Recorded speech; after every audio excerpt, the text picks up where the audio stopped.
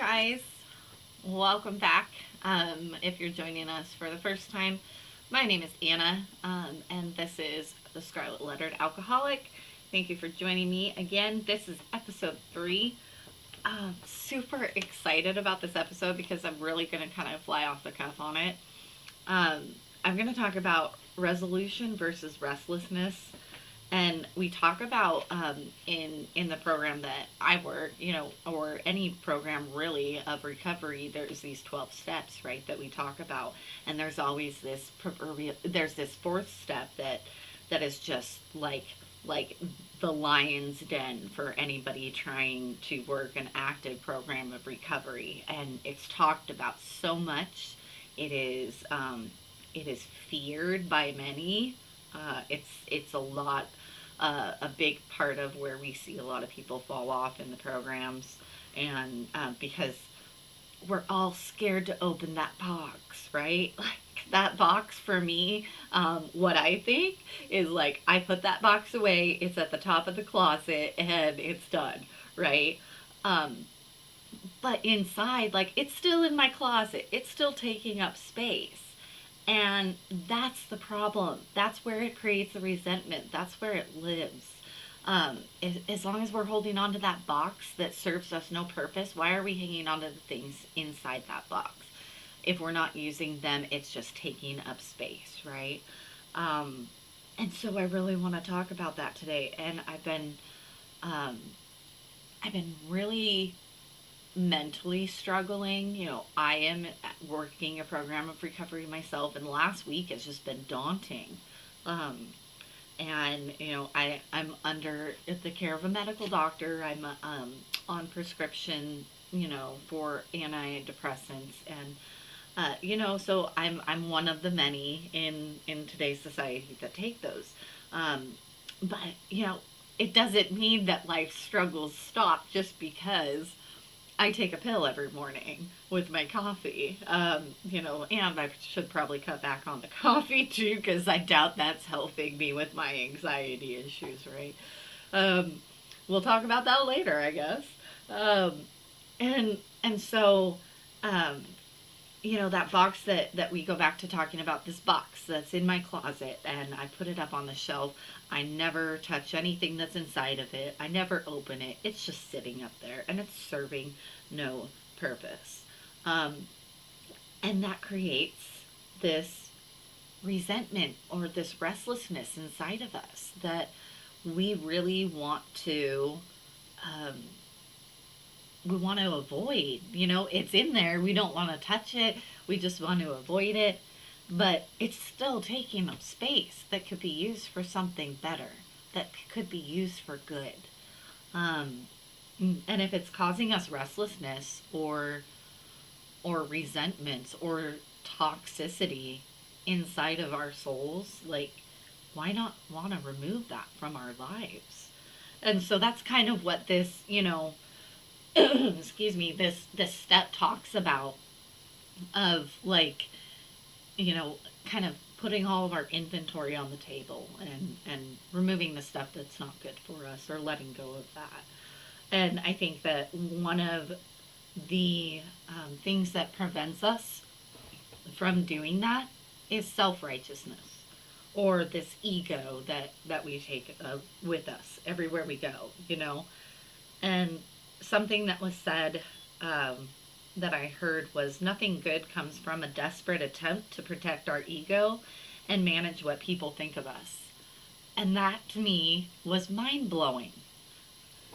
It really puts self righteousness at a whole new meaning, because I remember so many times in active addiction where I was always trying to protect my ego, and it always came at a cost of, you know, I lied to manipulate the situation, and protect my ego. Um, and it no good ever came from that. I was grasping at straws to try and pretend that I was something that I was not, and it was never serving a good purpose in my life.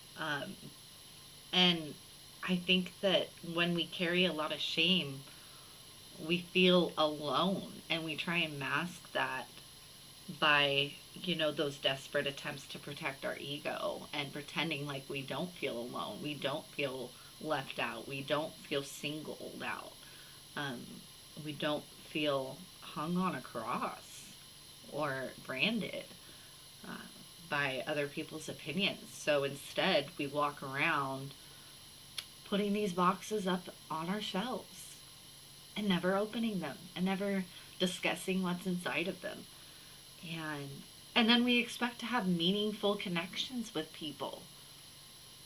So no wonder I feel alone if I'm so busy filling my closet full of these boxes and never making space for any meaningful connections.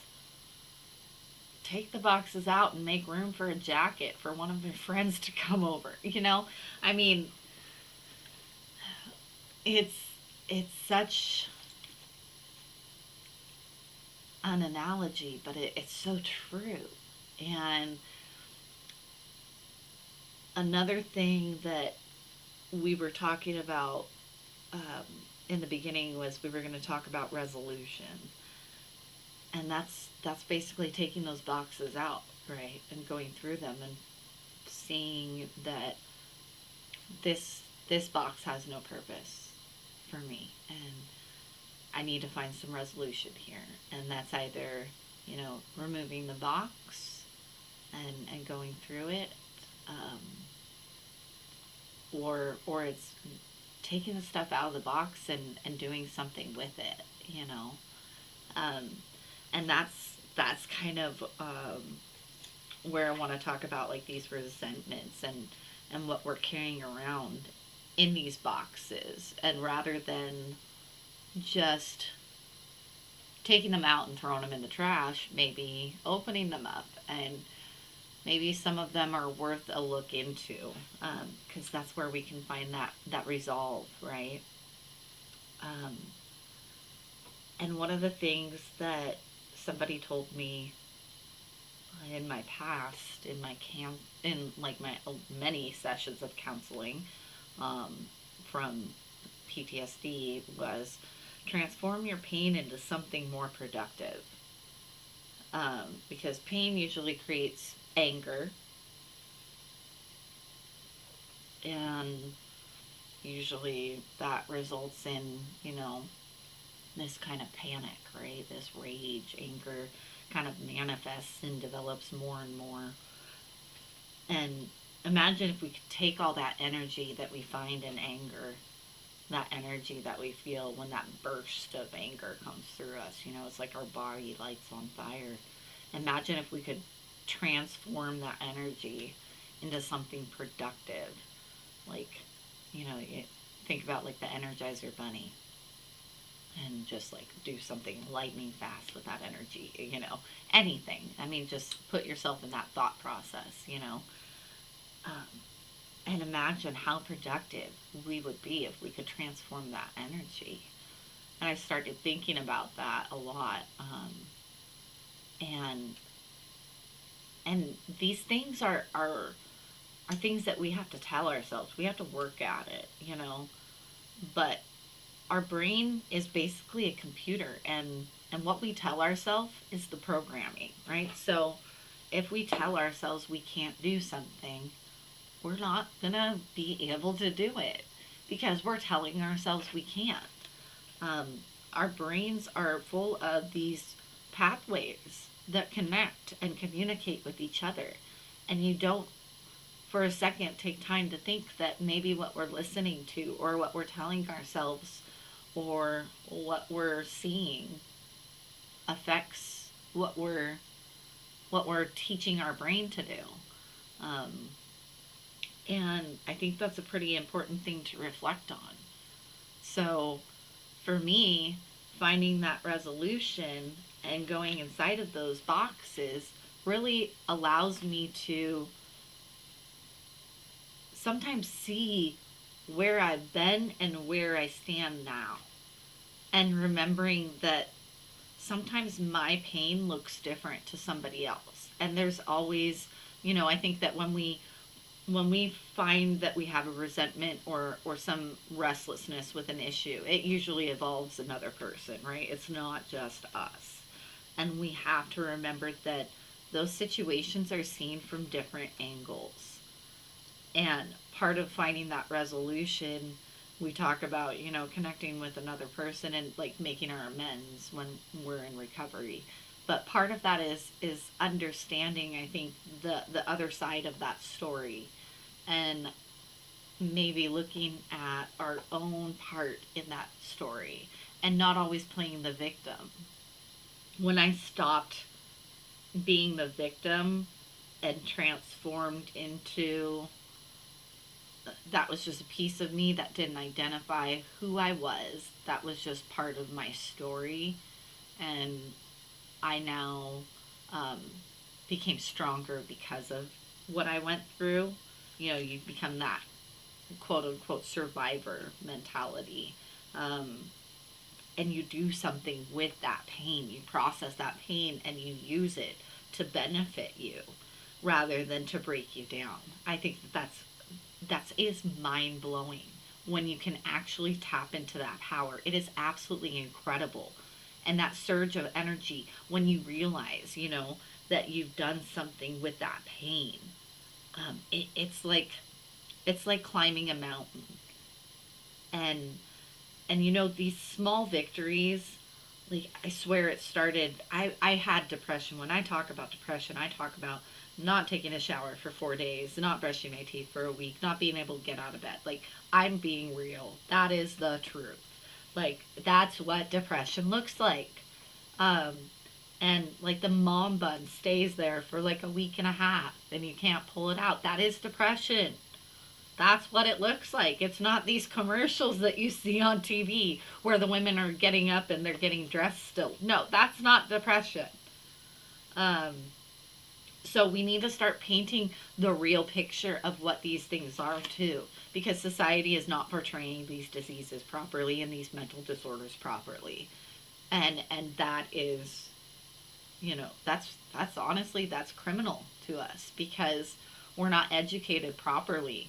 um, and so, like I said, there's two sides to every story, but understanding that we can't find that resolution until we find the other side of the story. Just like you can't solve a crime without knowing, or having all the evidence first. You can't put together what happened. So we kind of have that one-sided view on our memories, and so creating resentments, the first thing we can do is find the other side of the story, and that all starts with being willing to open that box, going back to the box. I know. um, so anyways, I wanted to talk about that. It's something that I've been, doing since I entered recovery and really made a go at it, and turning the anxiety, I'm sure I'll get to eventually telling my entire story on this thing, but pieces of me come out in each episode, I think, or at least I hope so. And part of that is, my PTSD, my OCD, my depression. These are all things I live with on a daily basis, and they create havoc. They create pain. They create struggles in my life. But learning how to turn that anxiety into a positive energy, and being able to literally sometimes dance it out with my daughter, who is 7 going on 8, and she's got like enough energy to like be 6 kids combined. She's the love of my life along with my son. But a lot of times for somebody who suffers with depression or PTSD and anxiety, the whole gamut, it's like, girl, I love you, but you are too much. Um, and but then, I can put that energy to good use, and say, but I'm alive today because I can use to I can use this energy for good. I can use this negative energy and transform it into a good energy and go dance it out with my daughter. And that's just one example of many that I've been able to take this transforming my pain into productivity kind of motto, and put it into action in my life, because I've seen the results. I've gotten, the before and after picture memorized in my brain. And I don't want to go back to the before, because I could never make sense of these feelings within me, this restlessness, this, you know, um, uh, uncontinued, it was just like things in my life when stuff went bad, it was like put a pause on it, put it in the box, and there was no resolution. It became a resentment, it became restlessness, irritability, discontent, all the things. I had it all. And slowly but surely I started taking those boxes down and taking them out, and realizing that I was holding on to all of these things that were just taking up space, and it's like they were growing mold inside of me. That's the best way I can put it. They were freaking growing mold inside of me, creating this toxic energy that, what kind of person am I expected to be if I'm completely full of toxicity? What kind of person am I expected to be at that point? I'm radiating this negativity at this point. And that's exactly how I was when I first entered recovery. I was this ball of negativity. And no wonder why people didn't want to hang out with me, not to mention I was a drunk.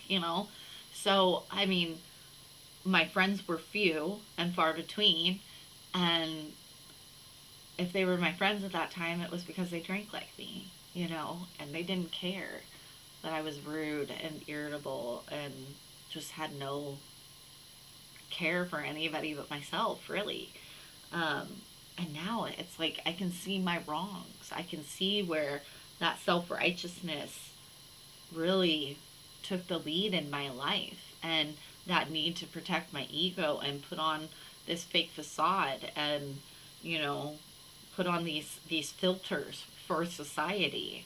And one of the things that I've been saying lately is we need to start filtering our actions instead of our faces. We come into this society where there's always a filter and always this. And the other day I took a picture with my daughter, and it's on our Facebook page for the Scarlet Lettered Alcoholic. And I was noticing as I was looking through the pictures after I took them, and I was noticing that there was like wrinkles next to my eyes because I was smiling. And it was like, I was so grateful because it was like, that's evidence of experience. That's evidence of my journey. That is evidence of a life worth living, because I never thought I would make it to see wrinkles on my eyes. I really didn't. And the fact is that today I look at these pictures of myself, and it is not perfection. I see all the flaws that I think are flaws, of course. But instead of editing them, I just post them. I just send them. I just love them because it's real. It's real. And I want my daughter to see the real. I want people to see the real me. Um, and and without those boxes, without those skeletons, without that resentment, that is who I am. When I am not angry, when I am joyful, when I am content, that is who I am at my core. That is my soul.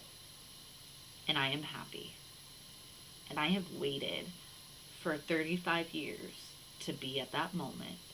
And I found it because I chose a life in recovery. And it's not just about the fact that I put down a bottle of alcohol or a drink or a drug. It's about going through the PTSD, going through the depression, recovering from our traumas, recovering from our childhood, recovering from the want to be better than everybody, recovering from who we once were. Anything better than who you are today is part of recovery. And willingness comes with that, of course. But I definitely appreciate you guys listening. Like I said, I went off cuff, but I hope what I said today um, brought you some sense of peace and hopefully something to offer you to take with you. And again, please visit the website, thescarletletteredalcoholic.com. There's a contact me form on there. I would love to hear your stories. I would love to. And also, if you fill that form out too, I can connect with you via Zoom and talk more. So, thank you again, guys, for listening. I will see you next time. Have a great day.